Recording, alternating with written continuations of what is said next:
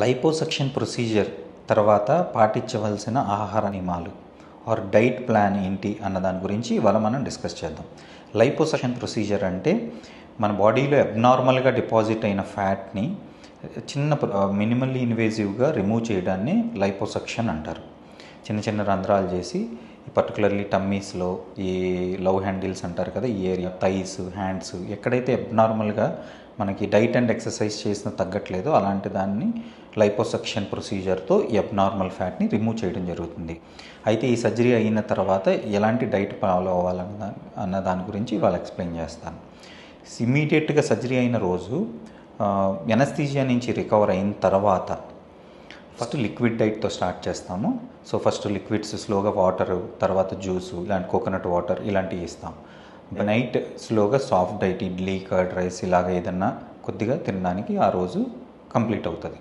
Next day నార్మల్గా రోజు మీరు రెగ్యులర్గా ఎలా తీసుకుంటారో అంటే బ్రేక్ఫాస్ట్, లంచ్, డిన్నర్ అలాగే అన్నీ తీసుకోవచ్చు. And it should be A balanced diet. చాలా బ్యాలెన్స్డ్గా అన్ని రకాలు మిశ్రమాన్ని తీసుకోవాల్సి వస్తుంది. అంటే ఇంట్లో మీరు తీసుకునే దాంట్లో కార్బోహైడ్రేట్స్, ప్రోటీన్స్, ఫ్యాట్స్ అన్నీ ఉండాలి. సో మీకు దొరికే అన్ని ఆకుకూరలు, కాయగూరలు, ఫ్రూట్స్, డ్రై ఫ్రూట్స్ అన్నీ ఇంక్లూడ్ చేసుకుని తీసుకోవాల్సి వస్తుంది. Okay, second important and main thing ఏంటి అంటే హైడ్రేషన్. చాలా బాగా హైడ్రేట్ చేసుకోవాలి. At the least minimum 2 to 4 litres of water, liquids, anything అంటే కోకోనట్ వాటర్, రాగి malt, barley water, juices, coconut water ఇలాగ అన్నీ తీసుకోవాలి.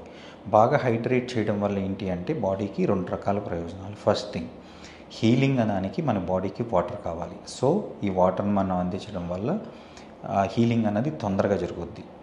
సెకండ్ థింగ్ ఏంటి అంటే హైడ్రేషన్ వల్ల మనకి కొన్ని డ్రగ్స్ ఏదైతే మేము సర్జరీ టైంలో కానీ during surgery or post surgery అయిపోయిన తర్వాత మేము కొన్ని డ్రగ్స్ వాడటం జరుగుతాయి.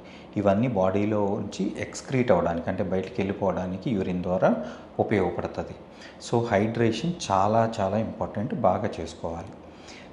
థర్డ్, మీరు అవాయిడ్ చేయవలసిన కొన్ని పదార్థాలు ఏంటంటే మెయిన్గా junk food and processed foods. ఇవి ఇన్ఫ్లమేటరీ సబ్స్టెన్సెస్. ఓకే, మన బాడీలో ఇన్ఫ్లమేషన్ని బాగా పెంచుతాయి. ఇప్పుడు మనకి బాడీలో కావాల్సింది హీలింగ్. సో ఇది హీల్ అయ్యే బదులు మనకి ఇంకా రివర్స్ అవుతుంది. So avoid junk foods and processed foods.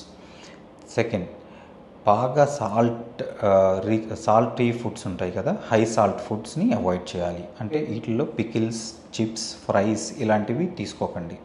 ఎందుకంటే మన బాడీకి సాల్ట్కి వాటర్ రీటైన్ చేసే కెపాసిటీ ఉంటుంది. ఆ వాటర్ రీటైన్ అంటే సర్జికల్ సైట్ దగ్గర వాటర్ రీటైన్ అవ్వడం వల్ల ఏమవుతుంది అంటే స్వెల్లింగ్ ఎక్కువయ్యి పెయిన్ అది ఎక్కువయ్యే అవకాశం ఉంటుంది. దానివల్ల హీలింగ్ కూడా స్లో అయ్యే ఉండే అవకాశం ఉంటుంది. సో ఇవి అవాయిడ్ చేయాలి. సో మీరు తీసుకోవాల్సింది ఏంటంటే well balanced diet, hydrate yourself, బాగా హైడ్రేట్ చేసుకోండి, avoid junk foods and high salt foods. అంతే. Thank you.